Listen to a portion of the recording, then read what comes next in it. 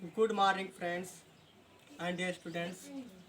My name is Neeraj Dwivedi. Class intermediate की physics की बात करें. पहला चैप्टर स्थिर विद्युत से संबंधित जो कूलाम का नियम है उसी चैप्टर के बारे में आज हम बातें करेंगे. यह मेरा पहला वीडियो है. अगर आपको अच्छा लगे तो इसको लाइक करना, अपने मित्रों के साथ शेयर ज़रूर करना, सब्सक्राइब करना मत भूलेगा. आपका सपोर्ट अगर हमको मिलता रहा तो मैं इसी प्रकार से और अगले वीडियो आपको अपडेट करता रहूँगा. सब्सक्राइब करने से आपको फ़ायदा होगा कि आपको लेटेस्ट वीडियो जो मैं अपलोड करूँगा उसका नोटिफिकेशन आप तक पहुँचता रहेगा. तो आपका हेल्प मेरे लिए अच्छा काम करेगा. तो आज बात करते हैं विद्युत आवेश से. शुरू करते हैं पहला चैप्टर. मैं इसी प्रकार से रोज़ एक एक वीडियो डालता रहूँगा, चैप्टर वाइज से, टॉपिक वाइज से. अगर आपको कोई समस्या हो किसी भी टॉपिक में तो कमेंट बॉक्स में अवश्य लिखना और ये बताना, तो मैं उस टॉपिक पर भी बात करूँगा जो आपको समझ में नहीं आ रही होगी. तो ठीक. तो विद्युत आवेश, तो विद्युत आवेश के बारे में बात करते हैं. देखो आवेश होता क्या है, आप लोगों ने 6, 7, 8 में पढ़ा होगा. कभी कभी टीचरों के सामने उस समय कभी कभी पेन अपने हाथ में लेते थे और अपने बालों से रगड़ते थे. इसके बाद छोटे छोटे कागज़ के टुकड़ों के पास लाते थे. तो क्या होता था, वो छोटे छोटे पार्टिकल को, छोटे कागज के टुकड़ों को अपनी ओर आकर्षित करता था. तो बस बच्चों वही आवेश है, उसी को आवेश कहते हैं. जब वो पेन जो है आवेशित हो जाता था तभी वो छोटे छोटे वस्तुओं को अपनी ओर आकर्षित करता था. मतलब वो जो पेन था वो विद्युतमय हो जाता था. तो चलिए उसके आगे थोड़ा बात करते हैं. आवेश क्या है. तो आप विद्युत आवेश होता क्या है. आवेश किसी वस्तु का वह गुण होता है जिसके कारण किसी वस्तु में किसी दूसरे वस्तु को अपनी ओर आकर्षित करने का गुण आ जाता है. या दूसरे शब्दों में से बात करें तो किसी वस्तु का वह गुण जिसके कारण वस्तु में विद्युत एवं चुंबकीय प्रभाव उत्पन्न हो सके उसको आवेश कहते हैं. आवेश दो प्रकार के होते हैं, एक धनावेश, एक ऋणावेश.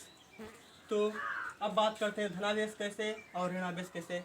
देखो बात करें धनावेश क्या है. अगर किसी परमाणु पर इलेक्ट्रॉनों की कमी हो जाएगा तो उस परमाणु पर कमी के कारण जो जो आवेश उस पर उत्पन्न होगा उसको हम धनावेश कहेंगे. अगर किसी परमाणु पर इलेक्ट्रॉनों की अधिकता हो जाएगी तो उस पर ऋणावेश आ जाएगा. कैसे. किसी परमाणु से अगर कोई इलेक्ट्रॉन निकलेगा तो उस पर जितने इलेक्ट्रॉन उस परमाणु से निकलेगा उतने ही धनावेश उस पर आ जाएगा. अगर कोई परमाणु दूसरा जितने इलेक्ट्रॉन ग्रहण करता है तो उस पर उतने ही ऋणावेश उत्पन्न हो जाएगा. जैसे अगर बात करें धनावेश की, चलो ठीक है पहले बात करते हैं धनावेश की. Positive charge, positive charge. अब पॉजिटिव चार्ज के बारे में बात करते हैं. कांच की छड़ को जब रेशम के कपड़े से रगड़ा जाता है, घर्षण कराया जाता है, कांच की छड़ को जब रेशम के कपड़े पर रगड़ते हैं, घर्षण कराते हैं, तो होता क्या है, कांच की छड़ पर इलेक्ट्रॉनों की कमी आ जाती है. कांच की छड़ पर इलेक्ट्रॉनों की कमी आ जाती है. और हम पहले आपको बता चुके हैं कि इलेक्ट्रॉनों की कमी के कारण जो आवेश आता है वो धन आवेश होता है.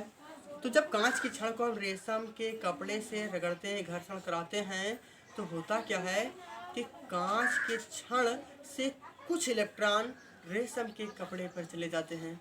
इस प्रकार रेशम का कपड़े पर इलेक्ट्रॉनों की तो अधिकता हो जाती है क्योंकि वो आवेश ग्रहण किया है, कांच की छड़ से इलेक्ट्रॉन ले रहा है भाई. तो जाहिर सी बात है कि वो उस पर इलेक्ट्रॉनों की अधिकता होगी. और कांच की छड़ क्या होगा, धनावेशित हो जाएगी क्योंकि उस पर इलेक्ट्रॉनों की क्या हो गई, कमी हो गई. तो ये हो गया हमारा धनावेश. अब बात करते हैं ऋणावेश की. ऋणावेश कैसे हुआ. जैसे एबोनाइट की छड़ ले लीजिए. एबोनाइट की छड़ को फर से रगड़ें, बिल्ली की खाल से फर से रगड़ें, तो क्या होगा, एबोनाइट की छड़ ऋणावेशित हो जाएगी. तो इस प्रकार इलेक्ट्रॉन, क्योंकि उस पर इलेक्ट्रॉन आ जाएगा, तो इलेक्ट्रॉन जब आ जाएगा, इलेक्ट्रॉन की अधिकता हो जाएगी, तो इस प्रकार से उस पर ऋणावेश आ जाएगा. तो ये हो गया हमारा आवेश. आवेश की मात्रक कैसे. कूलाम एक अच्छे वैज्ञानिक जो थे जिन्होंने अपना नियम दिया था स्थिर बिंदु आवेशों के बीच जो बल काम करता है, उन्हीं को याद रखने के लिए आवेश का मात्रक कूलाम रख दिया गया. तो आवेश का मात्रक कूलाम होता है. तो बात करते हैं आवेशों के प्रकार, प्रॉपर्टी थोड़ा. अब देखो समान प्रकार के जो आवेश होते हैं, जैसे पॉजिटिव पॉजिटिव, समान प्रकार के आवेश एक दूसरे को क्या करते हैं, रिपेल करते हैं, प्रतिकर्षण करते हैं। क्या करते हैं दोस्तों, प्रतिकर्षण। समान प्रकार के आवेश हैं, इधर भी प्लस इधर भी प्लस, दो बिंदु स्थिर आवेश हैं। ये मैं नहीं कह रहा हूँ कि ये गतिमान आवेश है, इसमें ये स्थिर विद्युत है। इसमें जितने भी आवेश होंगे रेस्ट पोजीशन पर होंगे। इंटरमीडिएट की विद्युत धारिता तक जो चैप्टर है, 4 चैप्टर, ये पूरा कंसेप्ट है स्थिर विद्युतिकी पर है, इलेक्ट्रोस्टैटिक्स पर है, इलेक्ट्रोडायनेमिक्स पर नहीं है। 2 पार्ट है इसका। इलेक्ट्रोडायनेमिक्स में क्या होता है, जैसे फैराडे का नियम है, लॉरेंज बल है, इलेक्ट्रोमैग्नेटिक इंडक्शन है। बाकी उधर के जो चैप्टर हैं विद्युत धारा से, वो सारे गतिमान आवेश के कारण जो उत्पन्न होता है प्रॉपर्टी, पूरा वो कंसेप्ट पूरा बताता है। और इधर 4 चैप्टर जो हैं ये हमारा रेस्ट चार्ज पर होता है, पूरा स्थिर विद्युत आवेश पर होता है। तो चलिए बात करते हैं आगे। समान प्रकार का जो आवेश है उसमें क्या होता है, प्रतिकर्षण। समान प्रकार का आवेश, एक इधर प्लस एक इधर प्लस, दोनों के बीच बल तो काम करेगा ही, चाहे कुछ भी आवेश हो। तो समान प्रकार का अगर अगर समान प्रकार का आवेश है तो उसके बीच जो बल काम करेगा वो क्या करेगा, प्रतिकर्षण। चाहे अगर इधर प्लस प्लस है तो क्या होगा, प्रतिकर्षण। अगर माइनस माइनस भी है, ये भी तो समान प्रकार का है, तो इसके बीच भी प्रतिकर्षण बल काम करेगा। आ गया समझो बेटा, बहुत सही। तो ये हो गया हमारा प्रतिकर्षण का कंसेप्ट। इसी प्रकार से अगर यहाँ पर नेगेटिव चार्ज है, यहाँ पर पॉजिटिव चार्ज है, तो क्या दोनों आवेश क्या है, अलग अलग हैं, मतलब विपरीत प्रकार के हैं। तो विपरीत प्रकार के आवेशों के बीच जो बल काम करेगा वो क्या होगा, आकर्षण होगा। आकर्षण बल काम करेगा, ठीक है। तो समान प्रकार का आवेश एक दूसरे को आकर्षित नहीं करते हैं, प्रतिकर्षित करते हैं। विपरीत प्रकार के आवेश एक दूसरे को आकर्षित करते हैं। ये तो हमारा हो गया आवेश के मूलभूत गुण। अब आते हैं आवेशों की योज्यता का दुनिया में। हाँ, इससे पहले हम आवेश संरक्षण की बात भी कर लें कि कोई भी टॉपिक छूटना नहीं चाहिए। आवेश संरक्षण क्या है, आप लोगों ने energy, law of conservation of energy पढ़ा होगा 11th में, बस वही कंसेप्ट सेम टू इसमें भी है। तो आवेश संरक्षण होता क्या है कि आवेश को ना तो हम नष्ट कर सकते हैं ना ही उत्पन्न कर सकते हैं। आवेश को केवल एक वस्तु से दूसरे वस्तु में ट्रांसफर कर सकते हैं, चेंज कर सकते हैं। जिस प्रकार से भागवत गीता में भगवान श्री कृष्ण ने बताया था कि आत्मा को न शस्त्र काट सकती है, तो वही पूरा कंसेप्ट आवेश में। तो आवेश को ना तो नष्ट कर सकते हैं और ना ही उत्पन्न कर सकते हैं, इसे केवल एक वस्तु से दूसरे वस्तु में ट्रांसफर कर सकते हैं। अगर जितने भी इलेक्ट्रॉन इधर से उधर जाएंगे तो भले ही इलेक्ट्रॉन की अधिकता हो जाएगी, लेकिन मैग्नीट्यूड में दोनों कांस्टेंट रहेगा। इधर से मान लीजिए 1000 इलेक्ट्रॉन दूसरी वस्तु पर गए तो पॉजिटिव चार्ज 1000 इस पर भी तैयार हो जाएगा। तो आवेशों की संख्या में कोई कमी नहीं आएगी, बराबर रहेगी। तो इस प्रकार से आवेश क्या है, संरक्षित है, कांस्टेंट है, नियतांक है। मतलब charge can not be create and nor be destroyed, but it can only change one two another substance. तो ये हो गया हमारा आवेश। अब आते हैं आवेशों की योज्यता। आवेशों की योज्यता क्या है, मैं आपको एक बहुत छोटे एग्जाम्पल के माध्यम से समझा रहा हूँ।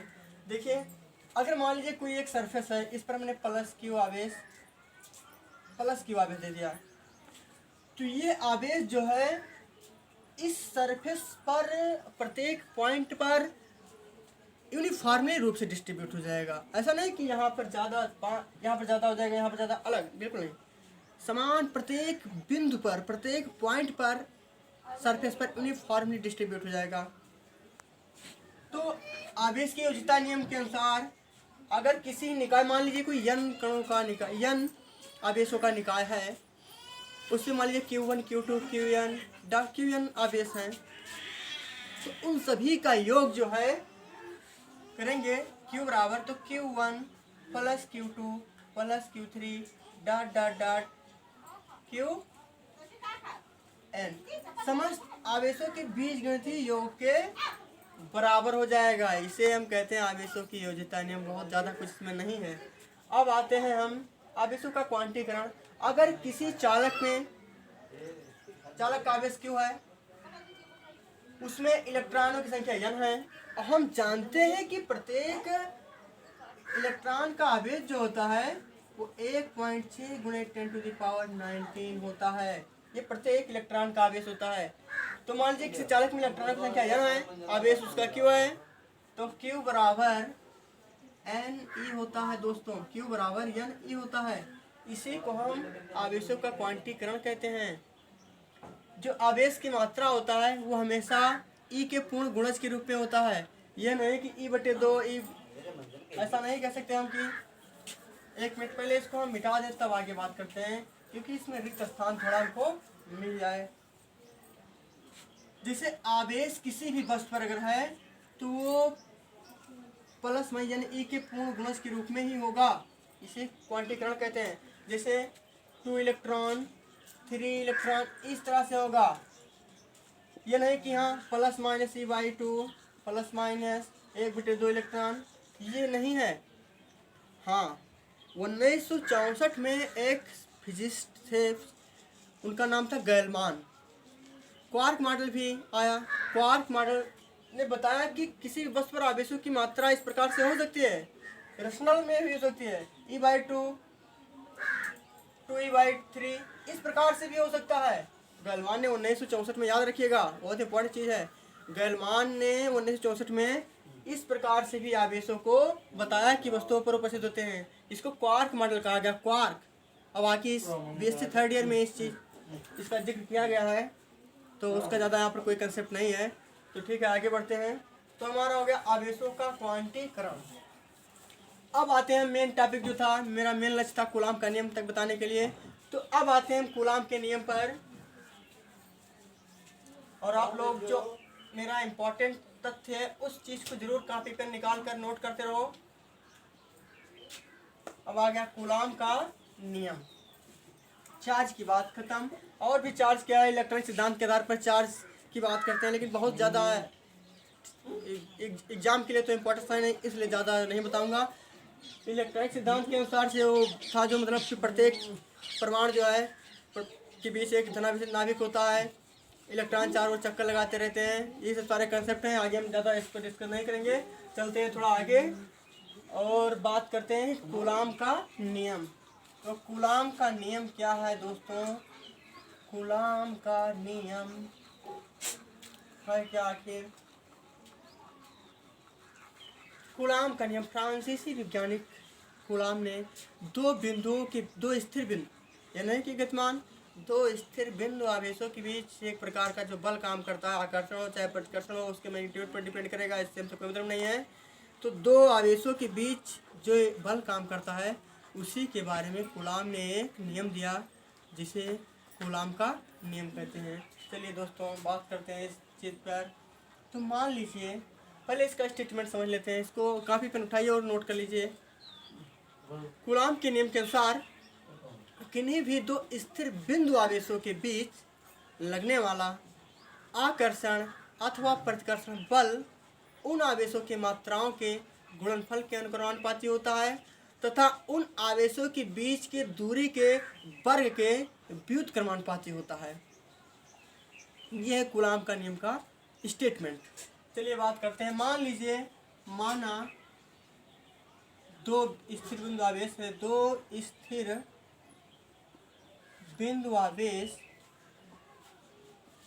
दो स्थिर बिंदु आवेश Q1 व Q2 है,